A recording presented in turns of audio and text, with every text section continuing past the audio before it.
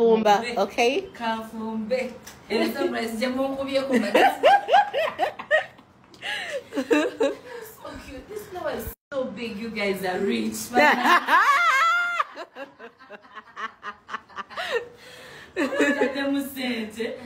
my God. Okay, now you guys don't have it. But let's just so Kibakoze Rema Namakula ku anniversary yabwe ne mwami we Dr. Hamza Ssebunya yagambye nti nja kufumba era nfumbire ddala.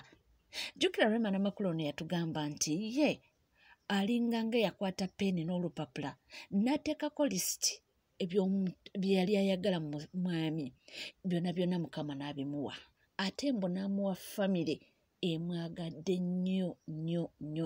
Kakati abamukubyeko surprise ye mother-in-law wamu ne ba sisters-in-law, mama wa Dr. Hamza Ssebunya ne ba sisters ba Dr. Ssebunya. Munnange be batuuseewo ne surprise eyo gy'olabyeko. Awo nno essanyu ne limubugana. Kakati abagambanga nti it will end in tears, munnange it won't. Ekintu kyeyongera kubanga kinywera.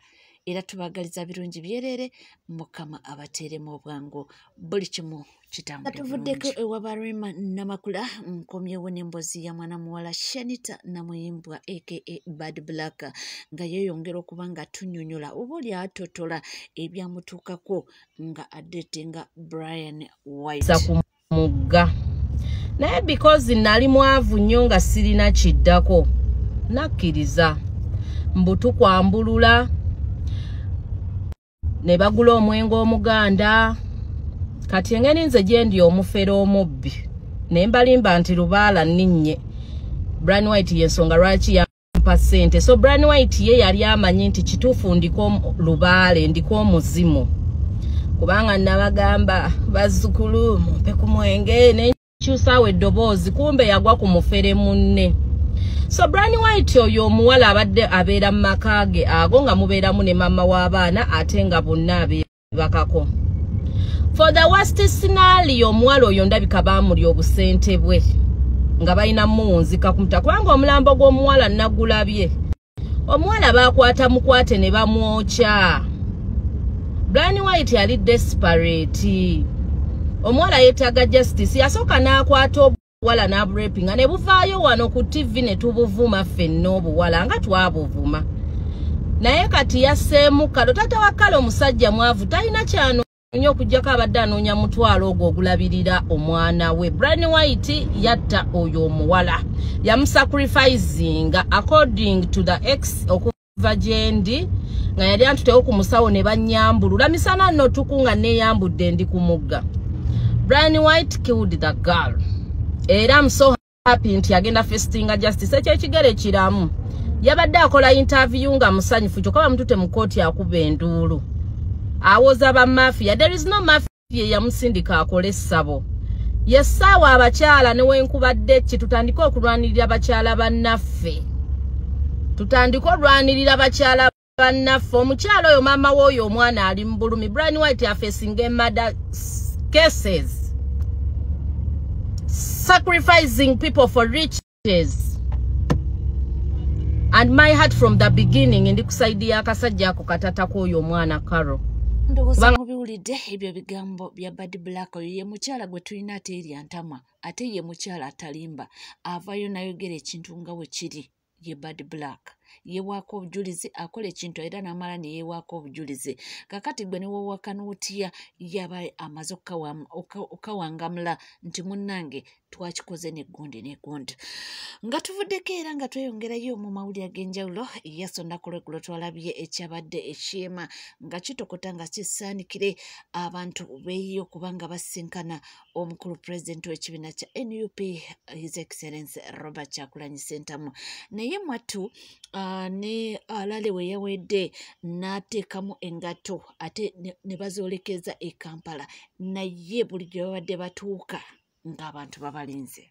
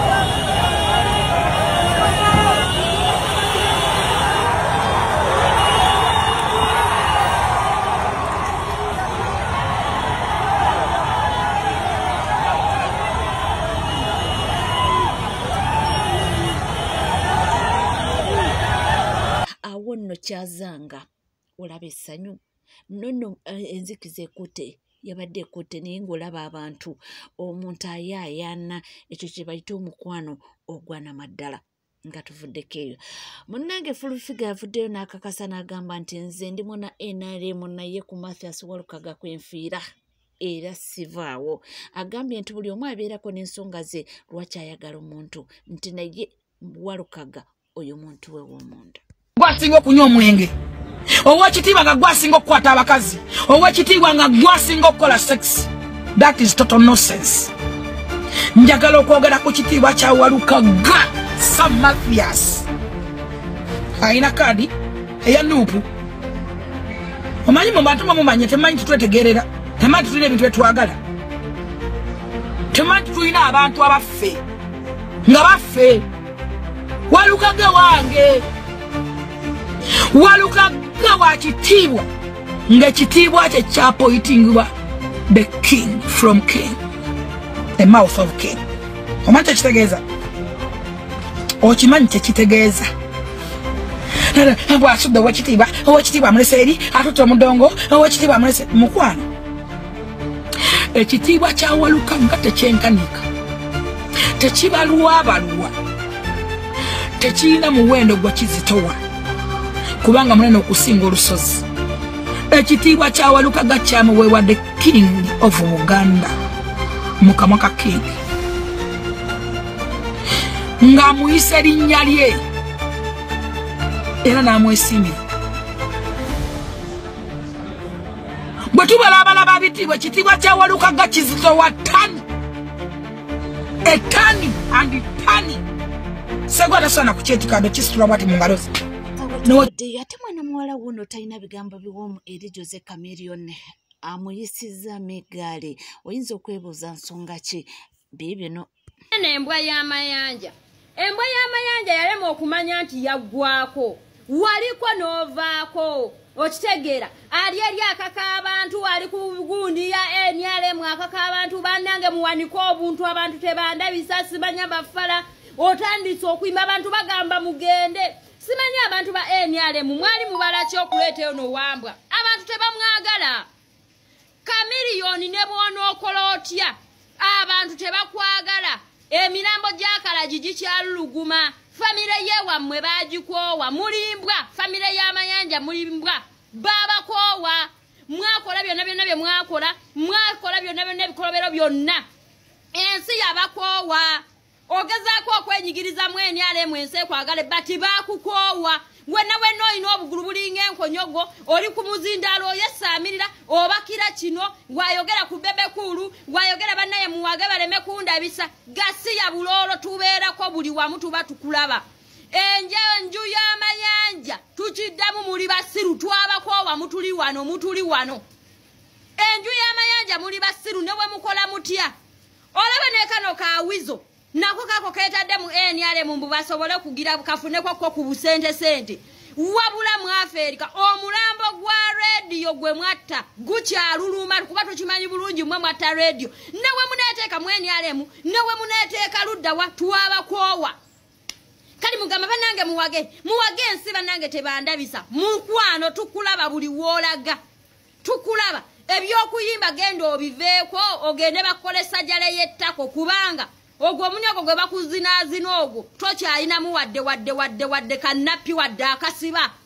Tukulaba yimba va mu kubakira abantu bakugira gwe kavuma abantu bwe kayisamu ekizibu mulwawo okumanya nti mwaggwako. Ani alina okukakasa nti waggwako? Chameleone waggwako, gwe Kamilimizi waggwako, simanya Parasomizi mbalabe ebyo, simanya Wizo Matako twabako wa Mulimazi. Okuva we mwakola ne mugezaako okwagala okumanyira alien skin mwaggwako naye ate temunnakkiriza. But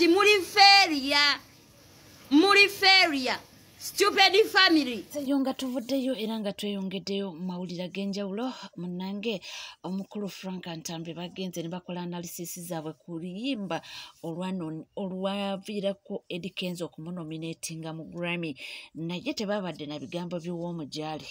Ekyo ne kinyiiza abantu abamu era nabo munnange babaanukudde n'ebigambo ebikakali.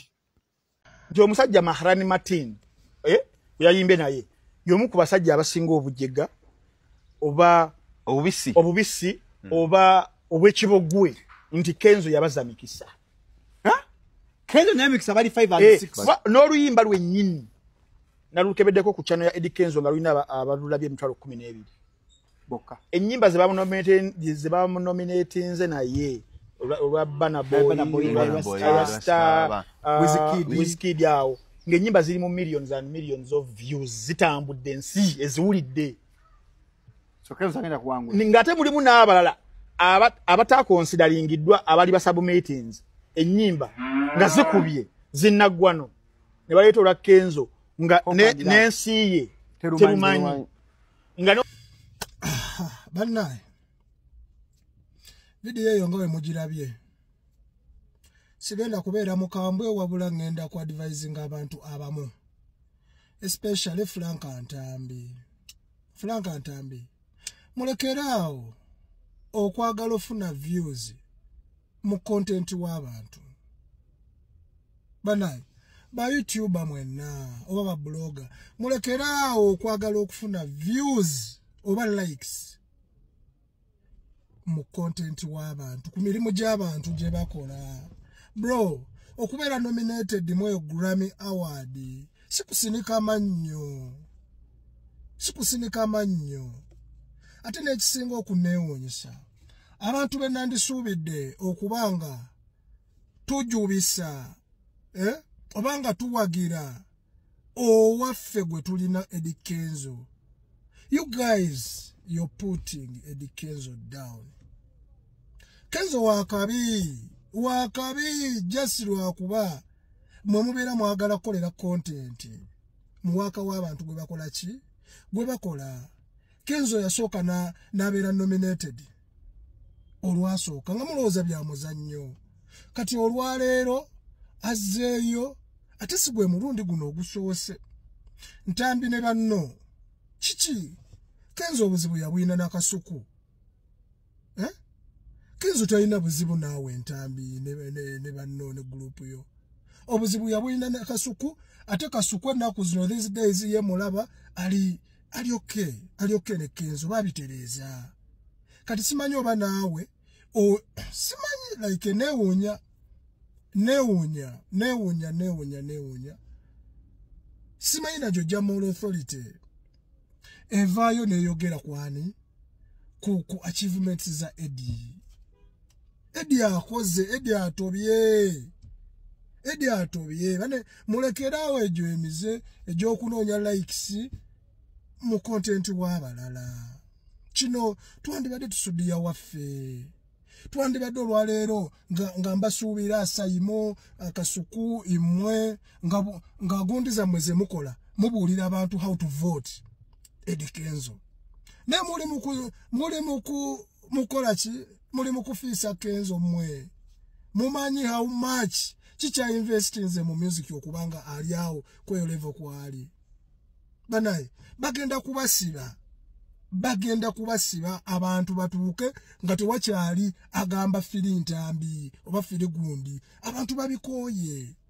Kenzo gw'onafuya tomanyi bantu bameka families meka ezibeerawo kulwa Eddie Kenzo tomanyi bantu musajja ayina za academy alabirira abaana si abazaala ayina big talent band ayina kinebirala bingi n'abantu bangi besimanyi neggwe oyimirira ku ssimu yo n'ogyetunuzaamu n'otandika okufiisa omuntu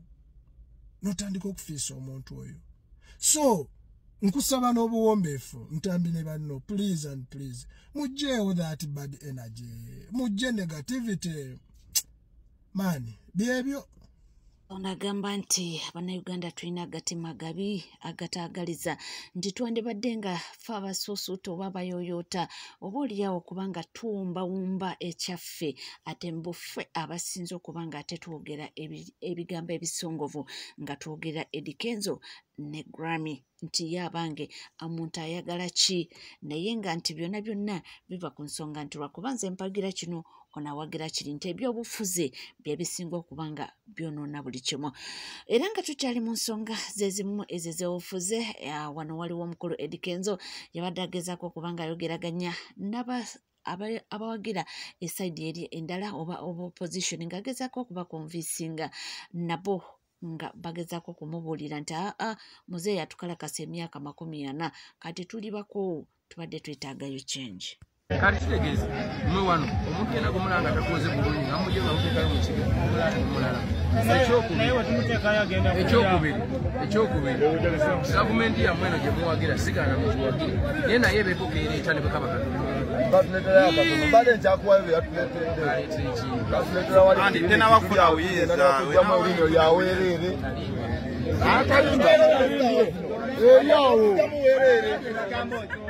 Atakula mujje tukatumujje tutekea na tukolera muzeeyi tumukoye nayo balimba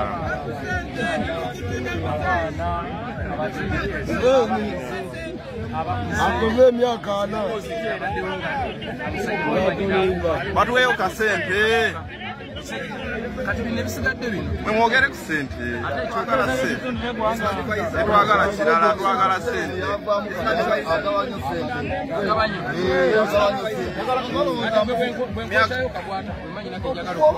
ngomba uwi naye wompa kula president tomba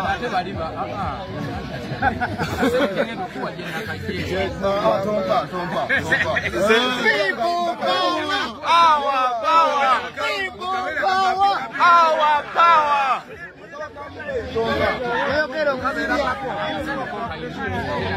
Betuli bantu ukachuka twagala bigambo batwa sente zimba kugamba bwenga koka myufu semba sente ngakubali aketano nako mtawana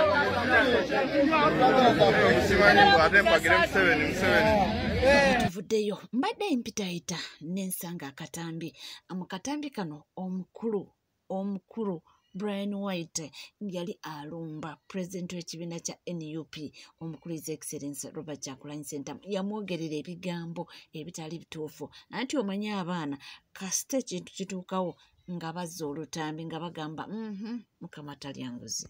Excellency wammwe yamala ebbanga lingi nnyo ng'anywa enjaga ganja kitegeera bulungi bwe yamala ng'abaana bakutte n'entambula nti omuntu bw'anywa enjaga aba waakabi n'agooma n'avimba bw'ati yakeera bukeezi nkya ku makya n'ayambala essuuti n'abalekayo yabalekera ani agenda obbagogola kakati omulimu ffe gwatulekedde gwe tugezaako ate okuzza aguleseewo kuba kati bali yabakozesa ng'abasirikale kitegeera kuba ye yabalekamu kiri nti omuntu alina okuba ki munyuwaki wanjaayo okuba owaakabi singa yasooka n'atugirayo kiri naffe twandibadde tumwagala nnyo n'atugirayo ekyo ekifaananyi n'aga nti omuntu owulira okunywa enjaga kiba kibi n'asooka kutambuza ogwo musomo mu ggwanga yandibadde waakabi nnyo era singa buli omu amwagala nnyo naye abaana bali wali ekamooca obasanga bonna kiki bali ku mbeera ya njaga tegera bulungi genda wali ekamooca olabe geto ye gye yalekawo nga ye ng'omuntu era tewali muntu yenna asobola ogiyingira nti